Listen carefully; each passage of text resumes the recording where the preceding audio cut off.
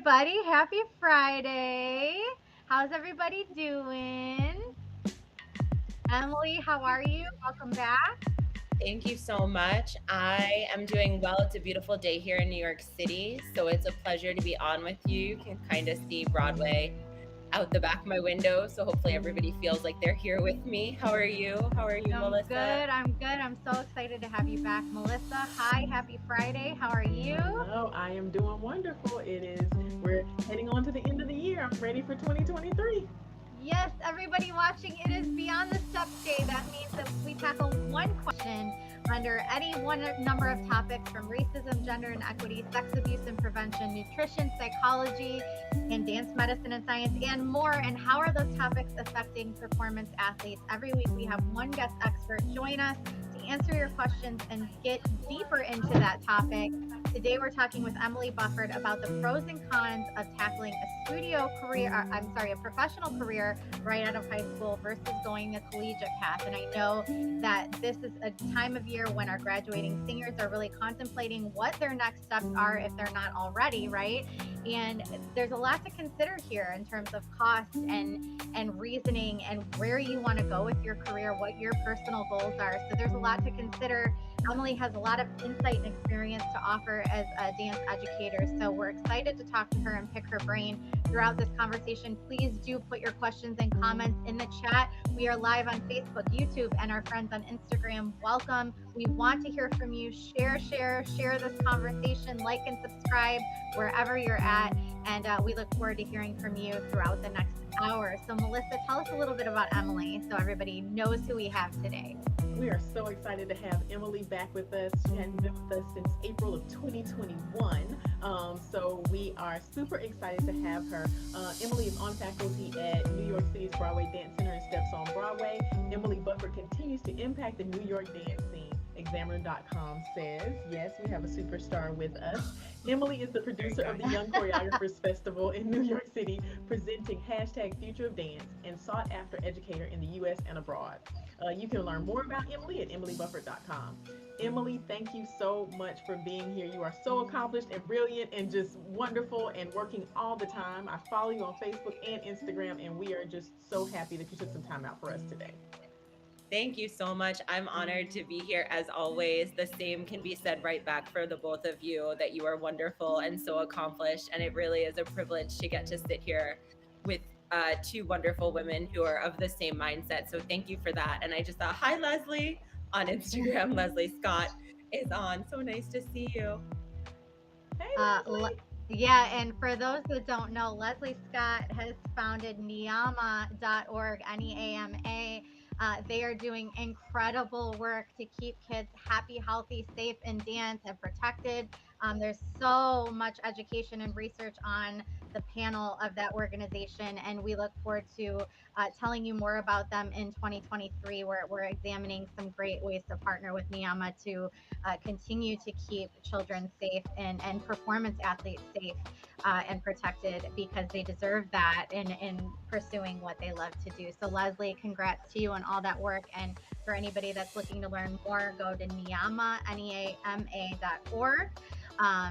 But I want to get started, and there's a lot on this conversation, Emily, because I feel like if you would have asked me 5 years ago what my perspective, or 10 years ago what my perspective was on this, I would have said college all the way. I mean, being super transparent and straightforward, I would have said college all the way.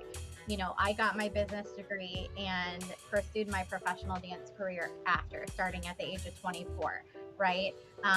But now with the price of the cost, the price tag that comes with a college education,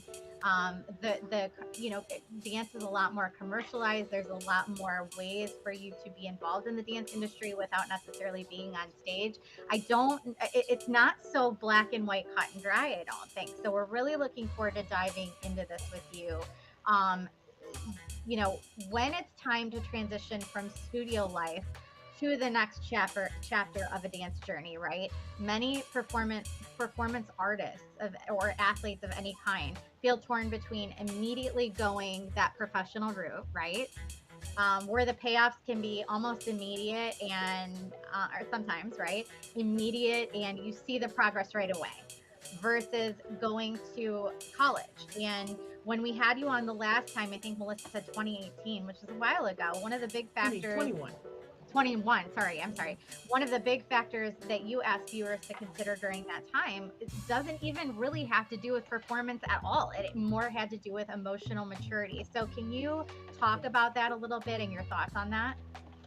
Absolutely. I do still stand firm, actually, that the choice for young dancers has a lot to do with emotional maturity and figuring out, what feels like it will be the best fit for their dance journey and what they hope to pursue and what their dreams kind of include. I think a big part of it, as much as I don't love the idea of networking for many young dancers, is what relationships do they already have built? With permission from one of my own assistants and one of my kids, she went to a dance program for her freshman year and then actually realized after her freshman year that it wasn't for her and is now pursuing her training in a different way and actively training here in New York City, where she's now working, which is much in the same way my dance career kind of unfolded itself, is that I did move to New York City to go to school, not to go for a dance degree. My mother was kind of like, if you're going to New York to dance, then study something different in New York City and then do your training at the studios where you have relationships built with these educators and pursue it that way. And, in many ways, that was a fortunate perspective to have because my mother was it was and still is so supportive, but I had the maturity to know that what I wanted to pursue didn't require going to a dance program, that I didn't ever, for me, I never loved performance itself. I don't love going on stage. I love the element of putting others on stage and watching that unfold itself. And so for me as a dancer in my own personal journey, I was mature enough to know if I go to pursue a BFA, these programs at that point were pretty much all entirely dedicated to performance. And so if you don't want to perform, then should you be going for a BFA where the focus is performance? And knowing that about yourself and really having the wherewithal to sit down with somebody and say, I don't think that this element of dance is the element that I hope to pursue long term, is going to a school and spending that much money on an education, even in the field that I hope to work in, is it going to direct me to the career path that I hope to have? And I think for many young dancers, a lot of that also unfolds with, do they have relationships with higher education educators? Coming from a dance studio is a wonderful thing. I grew up at the studio I grew up at from the time I was 2.5 until I graduated at 18. And, it shifted my perspective when I was training with the teachers in New York City, because their offering was different than what the offering of my educators at my home studio were. Not for any fault of anybody, just this is what you see every day, and this is kind of where you get your perspective from. And I do think, a dancer who's more local, let's say, to New York City, I'm going to use this example, or more local to Los Angeles, or more local to Dallas, let's say, or to some other hubs where there are larger companies doing work, they often have relationships already built with people who can guide them to whether a college program will be a good fit, or if they should just train the way they want to train and pursue something different, or not go to college at all. I personally am an advocate of go to school, but if performance is maybe not your goal, study something different, study business, study journalism, go be a pre-med, like go be a doctor, and then work I with agree with you dancers. on that. There's so Yeah. many fields. Yeah. And when we talk about emotional maturity, that's a whole different bucket because you really, like, I know I had students that they had never been out on their own. They didn't even know how to, like, do basic Do things in anything, life, right? where you throw them in, New York City or, LA or Hollywood, and they're going to get eaten alive. And the Hmm. whole goal, right, is longevity in your career for as long as you want it, but you're in charge of when that end game happens for your career, not something else. So not something out of your control. And when you go to a big city like that, where the rent is extremely high. It's a high, more of a high pressure. You go from, big fish in a small pond to being a small fish in a very, very big pond.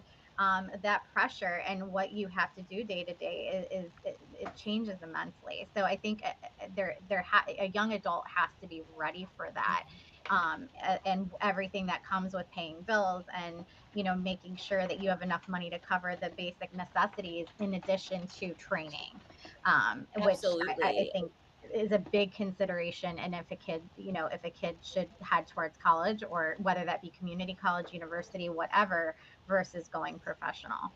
100%. And I also think, one of the elements of emotional maturity that they have to think about is, are they equipped to be responsible enough to themselves to go take ballet class 3 or 4 times a week? Are they equipped to get themselves into modern Mhm. class 3 or 4 times a week? Are they going to take what would be their elective, i.e., probably their tap or their street styles class a couple times a week? And are they going to be dedicated in actually going? Because if they're not, and they know that about themselves, then they do need to be in a structured program. If dance is what they want to pursue, then they do need to find themselves in a place where somebody says, you have to show up for 8 a.m. ballet. It's 5 days a week. If you don't show up, your grade is affected by it. You do have to show up for your jazz class 3 days a week. If you don't show up, your grade is affected by it. Because then there's a motivating factor for showing up. Whereas Mhm. a lot of young dancers I find that the ones who tend to be really, really hungry are self-motivated enough that you don't have to 100%. have that incentive of a grade there. But again, And I that does come remember, down it's to, funny. Yeah, it's funny because Leslie's on. When I moved to LA, I was like, I'm just going to take class like it's my job. Like, I'm going to take as many classes as I can. And, I took Leslie's class like 3 days a week. Anytime I could find Leslie, I would go find, because she really broke it down. But you really, as a dancer, have to find you're really stripping yourself bare and building yourself back up, because the way I danced when I moved out to LA totally changed from the way I Mhm. danced in my home studio. I mean, you have to go next level, and you need to be taking class. There's very few teachers in those environments that are really are going to take the time to educate you, the way that Mhm. you need in that moment, to really help you get the understanding that you need to go back to the basics and build it back up in a smart way that it's going to last.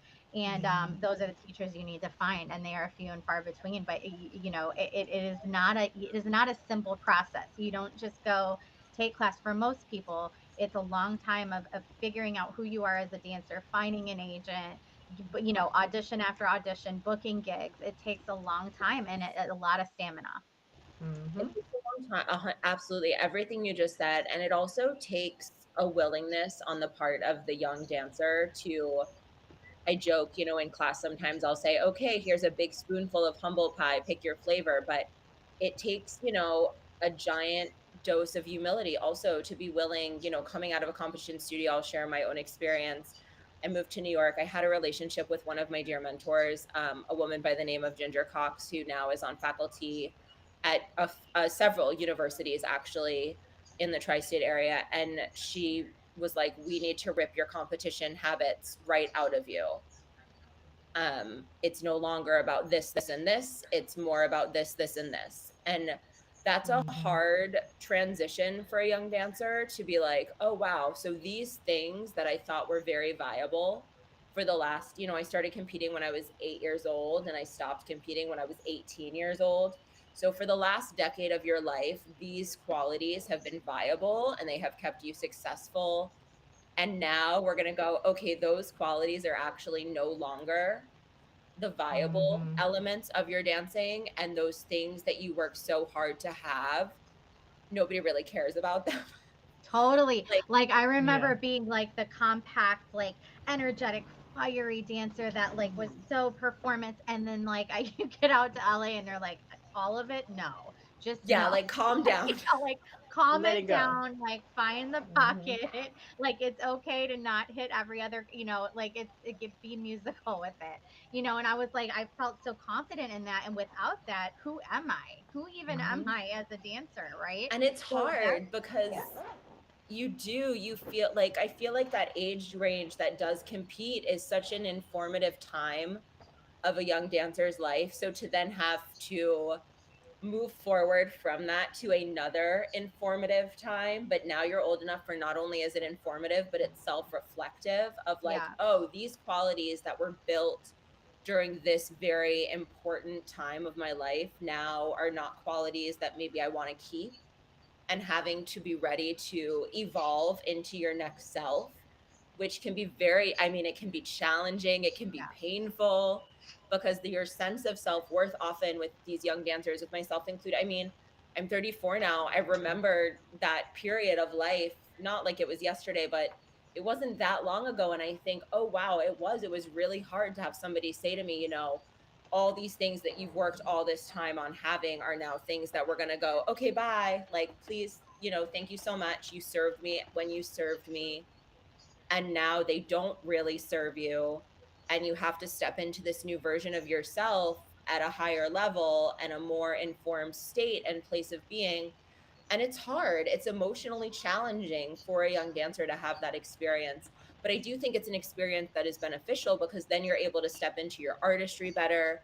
You step into, metaphorically 18 for college, but you're stepping into adulthood, you're stepping into new experiences, and you're stepping into a larger pool. You stop being a large fish in a small pond, and you start being a very small fish in a huge ocean that has so much there that you can find and that can be offered to you and that you can offer it.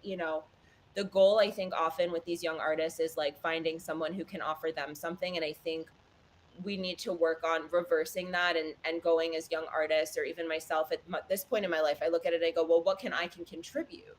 What can I Mm-hmm. contribute to that larger ocean? How do I become an asset to the pool that I now find myself in? And I think young artists oftentimes don't have that perspective. And I think that also is self-awareness and maturity, emotional maturity of, I'm not just here for what I can get, but if I'm also here for what I can give, even if what I can give needs evolution, there's always room for somebody who's Yeah. generous if they're also open to evolving. Mm-hmm. So this is a great segue. So let's talk about the pivot, right? Through our journey with Apollo, we always talk about how important it is to pivot multiple times and be ready to do that, be flexible and Right. nimble, right? And it's something that we always tell our students is you don't have to figure it out right now. You can always change your mind and pivot, right? So is it possible to start a career and pivot to a higher education program, or vice versa? um, or do you think being resolute in your goals is the better path?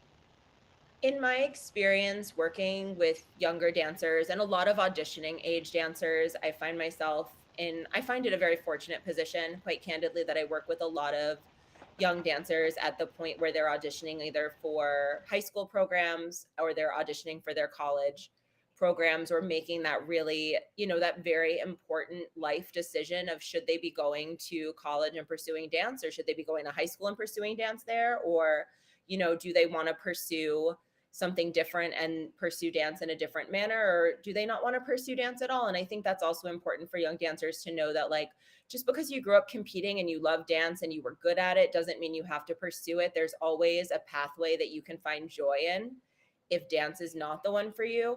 But I do think, you can decide that you want to take a moment for yourself, or go directly to school, or do whatever feels best in your spirit, and know that there is the ability to do that metaphorical pivot and change course and change your mind, or change location. You might start in one dance program and decide it's not the right fit for you and audition for a different program.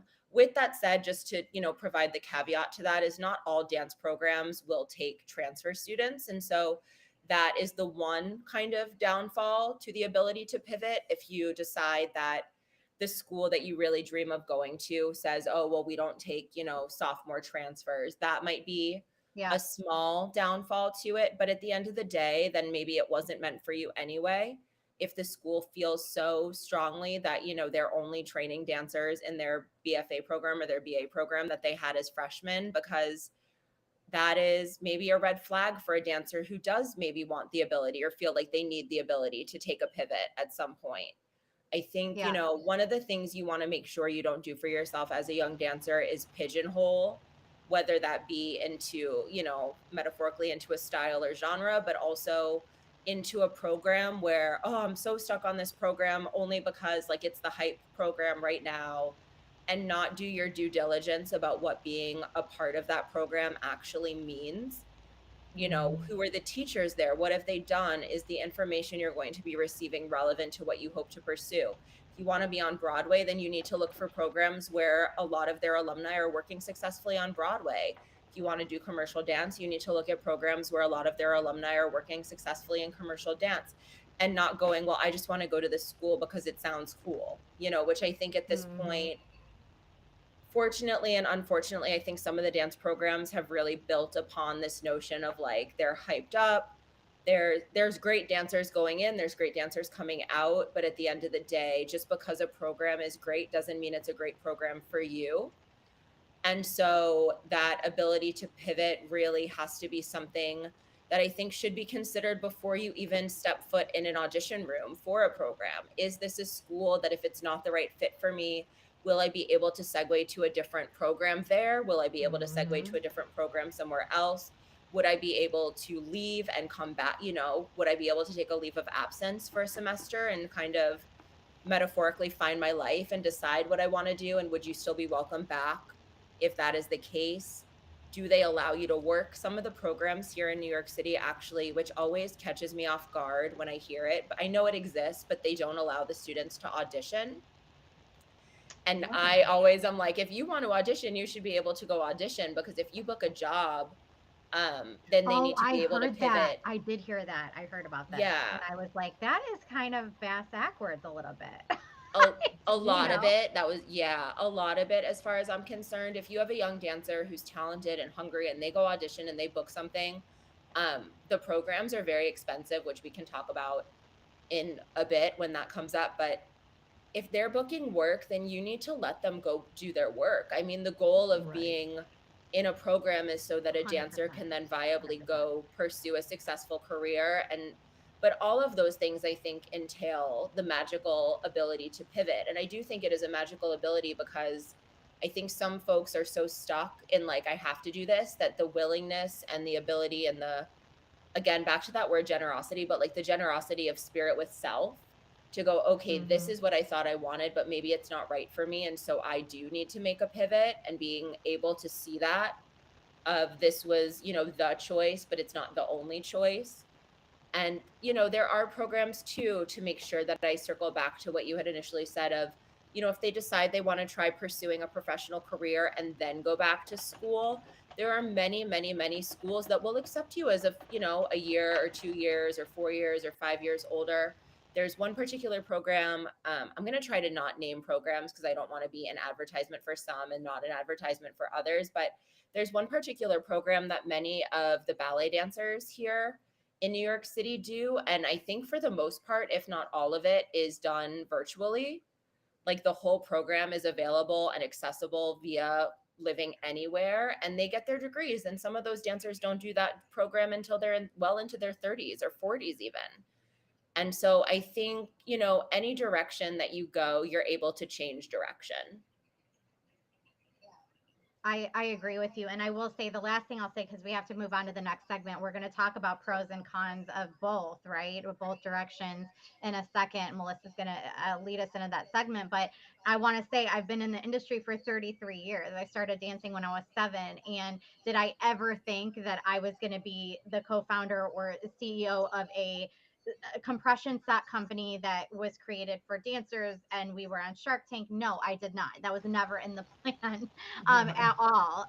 But at the same time, I feel like every experience that I have had led me, culminated in Apolla. And that is what I'm Mhm. doing. And I still get to be surrounded by immensely talented people, surrounded by people in the dance industry. So there are ways that you can still be involved. And I always thought I was going to be on stage, but I'm still impacting that industry that I love in a different way. And Right. there's so many opportunities like that. So Yeah. think about that. Yeah, yeah. You Um, have to be open to that. Absolutely yeah, open to that yeah. at all times. For those of you who are just joining us, we are talking to Emily Bufford about what are the pros and cons of pursuing a professional career immediately after high school or going into a college dance program.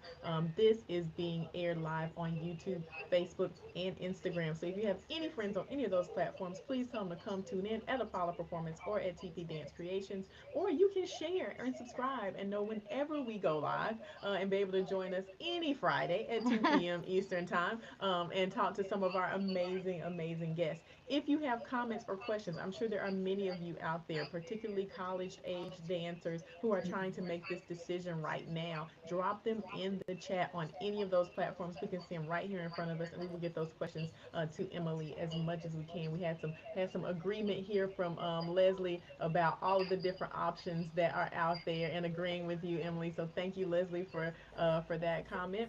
And I want to get into the pros and cons because that's why people are here to figure Yes. out what's Emily's opinion on some of these pros and cons. So there's some to both decisions. No decision is perfectly right, and it's definitely not perfectly right for everybody, just like you said. So we're gonna break it down. Give us 1 to 2 pros for going the college program route.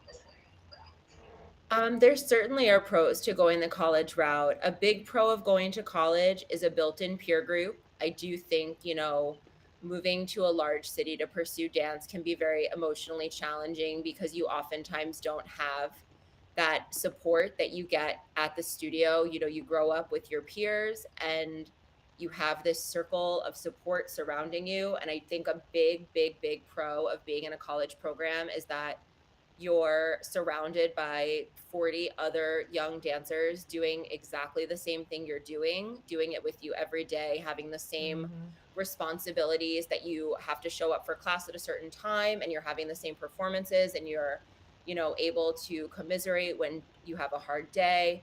And as much as Mm-hmm. that's maybe doesn't seem like a dance pro, I do think it's a big dance pro because I think emotional support in dance is a very important element of what we do. And so that would actually be pro number one.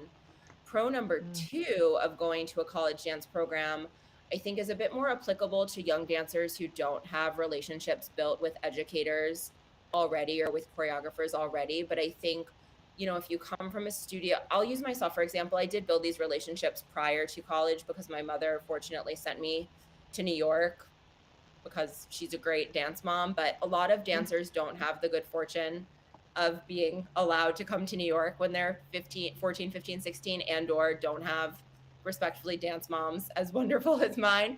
Um, but in any circumstance, I do think, the element of being able to build a bond with teachers and choreographers who are working actively in the industry, which most of the programs have to some extent, those relationships are invaluable. You cannot recreate that, I don't like the word networking, but I don't think you can recreate that relationship if you don't have somebody where you have the ability to really build it appropriately. And so I do think college dance programs allow young dancers to build those bonds with people who may then in turn, work with them as an assistant or work with them, as they're helping It's them to rebuild failing their forward resume. in a safe way, right? Like Yeah, we're failing forward, but we're doing it in a monitored, safe environment instead of out in the wild jungle of Yeah. absolutely. New York And or there LA. and a Yeah. very, very much monitored environment where, you have a bad day and you can go, dear professor, I am struggling with this. And it's their task to make sure you get a response. And so it's a built-in network of a safety net, really, a fail forward, a safety net, a pool that's a segue from the small pool to the large pool because you are dancing with dancers from all over. Very few of the BFA programs have 40 dancers all from the same studio in the same town. You're being thrust into an environment that is like a very small segue. It's like a pit stop on the highway, almost, so to speak. You started, on the 2-lane road where your hometown studio was, and now you're on the 4-lane highway and you did a pit stop at college. where Yeah, you you're can, getting used build a to the safety city net. life while a new environment while you're learning this new thing in your life and this new phase, and it's integrating everything in a calmer, easier, smoother way than just Much learning calmer by and fire, much right? more, I hesitate to use the word safer because, sometimes students don't have the best experience. I've got a lot of I see a lot of dancers. Some of them have gone to programs and they've had wonderful experiences and they talk about how it was the best time of their life and they, miss being in their BFA program. And then I have other dancers who could not get out of those programs fast enough. It was not the place for them because for the exact same reasons it felt safe for one, it didn't feel like a safe place for another. And I think, that actually I think is a pro to some extent because it teaches the young dancers what they really want out of themselves and what they really want out of a classroom and what they really want out of a rehearsal process and what they would hope to have from a director. So even that con that I kind of just mentioned, I think in some ways is a pro. Sometimes those not Mm-hmm. as good experiences are actually leading you towards your personal greater good of directing you in a different direction. Again, back to a pivot. But I think those are my two biggest pros for college programs at this point, honestly, would be the relationships that a young dancer would be able to build and foster there. And then the emotional support that they get from having a peer group all doing the same thing and having it kind of being a built-in community. Yes, absolutely. What about the pros for a professional start immediately? What are the pros and cons there? There are equal distant. Pro number one, I think, would be that you can start working sooner and that you don't hopefully end up in quite as much student debt. Yes. Right now, some of these programs, I mean, I want to be cautious because I do think the programs offer wonderful, valuable things.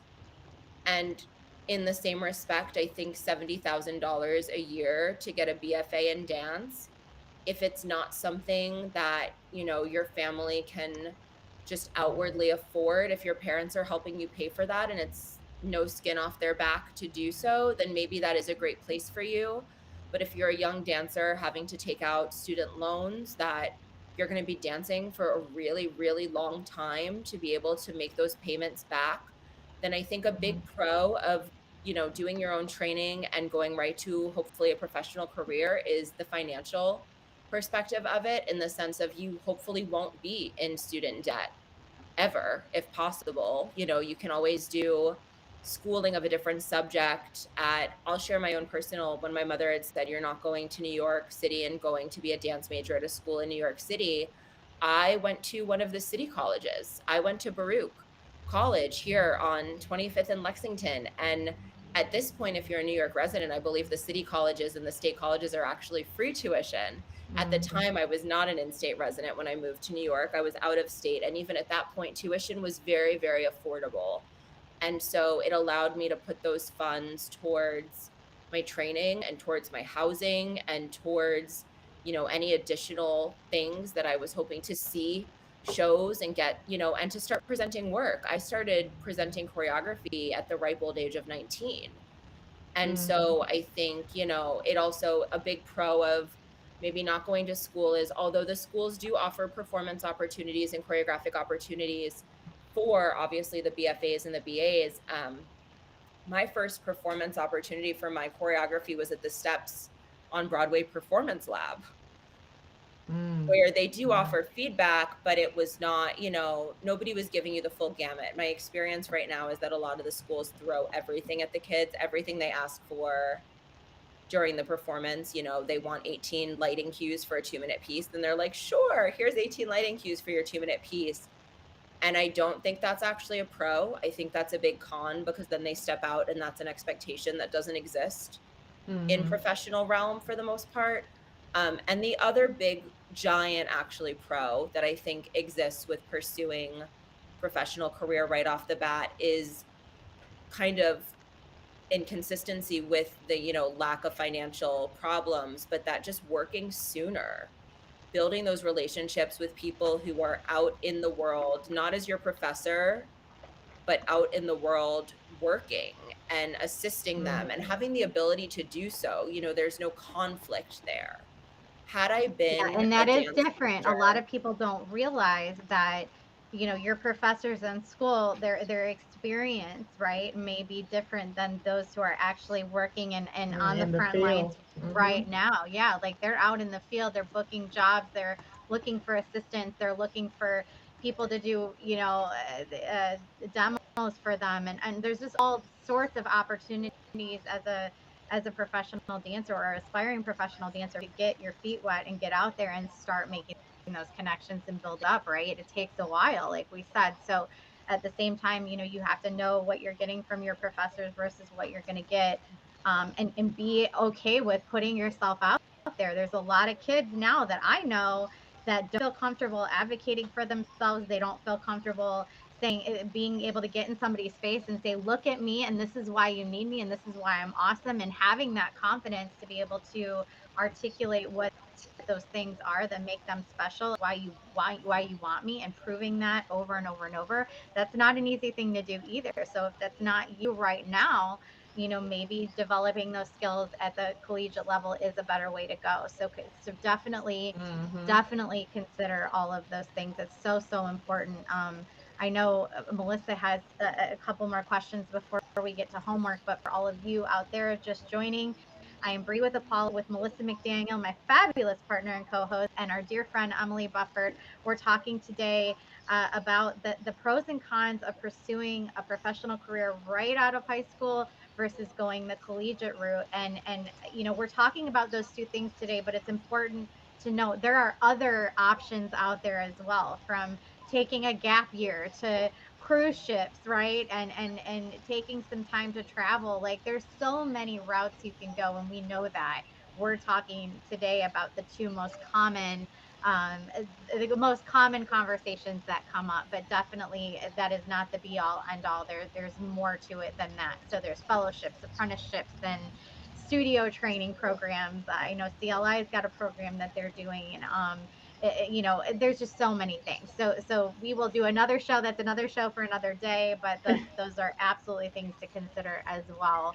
And Melissa, take us into our last segment, and then we'll go to homework because we know you guys Yes. always love your homework assignment. Yes, you're ready for that every week. So this is a big one because this was something that I got interrupted in my journey and my choice by my mom, and I know there are many people out there who do get their choices interrupted because of that. But how much involvement do you think parents should have in the decision making? Do you think that parents or loved ones should intervene when they don't agree with the path that's chosen, or do you think that they should honor the choice of the performance athlete?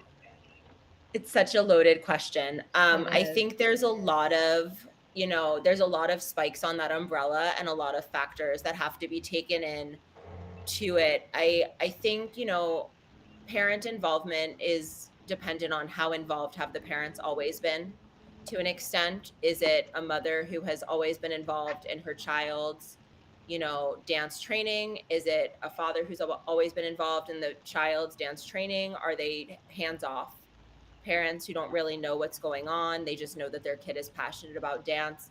And at the end of the day, I do think, fortunately, but also unfortunately, a lot of that comes down to financial discussion. And so I do think, in the regard of, we're talking about how much dance programs can now cost, Mm, litmus scholarship money going to a school that's maybe a state school. Let's say, for example, a student is a New York State resident and they audition for SUNY Purchase and they get in. Well, SUNY Purchase is a state school, so that tuition is not really a hindrance.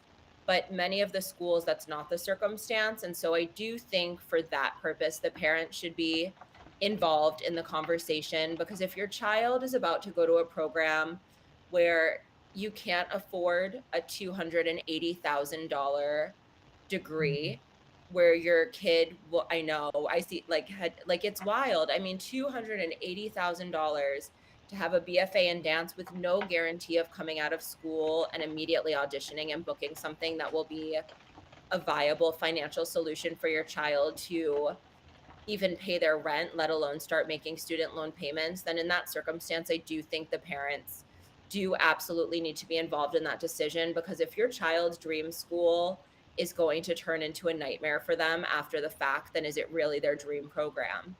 And I do Yeah. think some rational conversation has to happen there. That kind of subsect of it aside, I think if your child comes to you and says, I want to pursue dance, or I want to move to New York to pursue dance and study something different, or I don't want to study something different at all, I just want to go and try to have a professional career. I think as long as they have a plan of attack that feels Mhm. Plan. somewhat reasonable, and again, reasonable has to be subjective, because remember that these young artists are 17 and 18 and 19 as these decisions are typically being made, then I do think you need to kind of take a moment and go, okay, this is my kid's passion. And if it's really what they want to pursue, then we need to allow them to go do that. And then, only voice an opinion if it's going to be something that you see it's to your child's immediate detriment, i.e., back to the financial element of it. Mhm. Yeah, I also think it's important for you to have that conversation and let them know, like, and this is where I wish high schools and programs would start teaching kids these things sooner, because a lot of times the financial weight of things does not hit our teenagers. They're not Yeah. aware really of what that ultimate cost is and how that's going to affect their lives long term. So it's really important to start having those conversations. If your child is expressing interest in pursuing a professional career out of high school, I don't care what it is, okay, 100%. here's how we can help you. Here's what we can afford to do. We want to support Mhm. you, but here's what we can afford to do. This is what you'll be responsible for. And ultimately, when you end up presenting those things that they're responsible for, it's going to hit real quick Right. if they have to figure out how to make that money, right? And so sometimes just having those conversations may bring reality into the picture a little quicker. And I think we just need to Absolutely. have those conversations. Okay, happy to support you. What does that look like for you? This is what we can do, right? And Right. putting it on them and saying, okay, now you go figure out how to make this happen and let us know how we can help. That's ultimately probably one of the greatest gifts you can give them, if not now, then later, Absolutely. And I think also, I have a great relationship with my mother. She is very willing to be open and honest with me with her thoughts on things. I understand not everybody has that, but I do think one of the best things that as a parent you could probably do for your child in this circumstance is to be forthcoming with them. If you're not financially able or willing to be of assistance, because the reality in the arts, and it's an unfortunate part of the dialogue, but I feel like sometimes part of dialogue is unfortunate realities and looking at it and how we can shift it, is that not every young dancer comes from a family that can afford that, and that many of 100%. the dancers who do Mhm. end up in those programs are, of a certain financial subsect where their families can afford it. And for those who can't, for their parents to be realistic with them and honest with them, and sit them down and say, we can't afford, to pay outright for this program. So it's going to involve you taking out a student loan. And this is what taking out a student loan entails. And then let's make, a 5-year plan for you for after you graduate. What happens if you book work right away? How much of that are you then able to pay off and afford your rent and afford to pay for food and afford to Mhm. pay for continued training? Because once you graduate with your BFA, you're not done. You're just done with No. college. Your Yeah. Yeah. training is still, you're just into a next level of yourself. And I do think, in most circumstances, with finances being the exception to the rule, that if your kid tells you they want to pursue, then you should be a little bit more hands off and say, okay, we support you, and let them pursue, Mhm. or hands on and let them pursue if that's something you have on your Yes. heart to do. But if it's not, then just take that step back and go, okay, I'm going to allow you to do it, even though I don't know how to help you there. But I do think for all, especially if it's a financial circumstance that could leave their child kind of in a little bit of a lurch later on in life, that they do need to sit down with them and have a very realistic conversation of, this is what, going to this program perhaps will mean for you, not Yeah. just for the next 4 years, but for perhaps for the next 20 Right. years, Right. And it's a perhaps for the fine next line of 40 like years. you're not saying I don't believe in you. It's just bringing the reality of I believe that you can do this and this is amazing and we want to support you. here is the reality of what this looks like, so you are aware, right? And Right. just making sure that Exactly. they know it's not that you don't support them, it's that they need to know these very hard, real numbers. We Mhm. are Real running out numbers. of time, and I want to make sure we have time to get to homework. So, Emily, as you know, we like to give our viewers homework and things they can work on right now to see some improvement and help them in this area. So, what is one action you challenge our listeners to work on between now and next week to make progress here? To make progress with this topic, I would Yeah. Yeah, challenge. just conversations they may be having in their own life and decisions that may be weighing them down. What's one challenge you want to issue to everybody? I am an advocate of a pro con sheet. So, my homework to y'all out there watching this, I hope it's been helpful, would be if you're looking at schools or if your child or your students are looking at schools, find the time to sit down with them as an individual. So, if it's many students, find the time to sit down with each of them, not all together, but to make that 10 or 15 minutes available to them and make a pros cons list with them about first and foremost school versus no school. What are their hopes? What are their dreams? What are the Mhm. things that they want to pursue as part of their long-term goals? And again, do remind them, as Bree mentioned before, remind them that they're able to pivot. Their long-term goals are not finite and set in stone. They're just their long-term goals today or whenever you do this. And then, make a subsect of that pros con sheet. If at the top of the pros con sheets they come up with, I do want to go to school, or they come up with, I don't want to go to school, I want to immediately move to pursue, then do a subsect of the pros cons list and do it for whatever their chosen kind of choice was. If they're going to school, then go pros cons for perhaps the school that they're thinking about going to or the specific program. Some of the schools have many programs. Do they want to be a BFA? Do they want to be a BA? Do they actually want to do musical theater? And they're going to be a musical theater And BA they may instead not of a even dance know the BFA. answers to those questions yet. So getting the wheels turning on these things is also important, you know? It is one It's of the most helpful things. I still make them for myself quite frequently because oftentimes with a young dancer, they think they know what they want, but seeing it very cut and dry of, oh, I made Mhm. this list of things and there are 10 items on this side of this list and there are 4 items on this side of this list. Okay, well, I can see it, it's tangible, and I can move forward from there knowing yeah. that I have really put my spirit pen to paper, and I would offer do it pen to paper as part of the homework. Don't do it on your phone. Don't do it on a Word document on your computer. I Put need a pen and pen paper. in I'm your old. Yeah, hand I and know. write I'm a it pen and down. paper girl too, but pros and cons list, I mean, it's a classic, but that is your homework for this week is make your pros and cons list. If you're having this debate at home or in with your studio director or your peers, make your pros and cons list and start writing out what are those goals that you have. We always have homework we like to throw on the pile as well, so we want to challenge you to take our StEPS initiative. It's completely free. It's online. Go at your own pace, but there's 5 modules for you to take. Again, at your own pace. Everything has been curated by experts in each field. Again, from racism, gender inequity, sex abuse and prevention, nutrition, psychology, and dance medicine and science. It's all there for you to kind of establish a foundation and give you a platform to investigate and leap further on your own. It's just a great education tool if you're working with children, if you're a parent of a child, or an educator in any way, to take a look at that. Melissa's going to pop that in the chat, as well as check out our friends at niyamacares.org and ypadnow.com. They're doing great work together to keep kids happy, healthy, safe, and dance. And we need more of that in this industry for sure. Emily, thank you so much for being here. Tell us how people can reach you.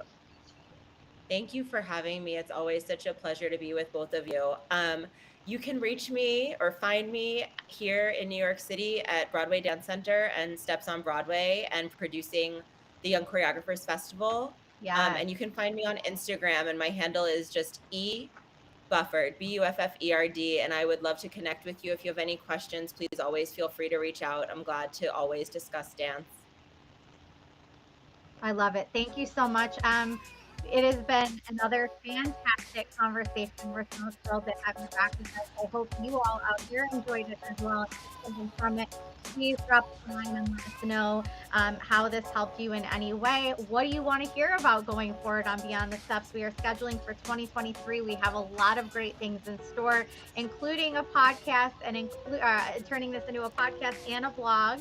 So Right. check that out coming to you in 2023 because we don't have enough on our plate. We're going to add more.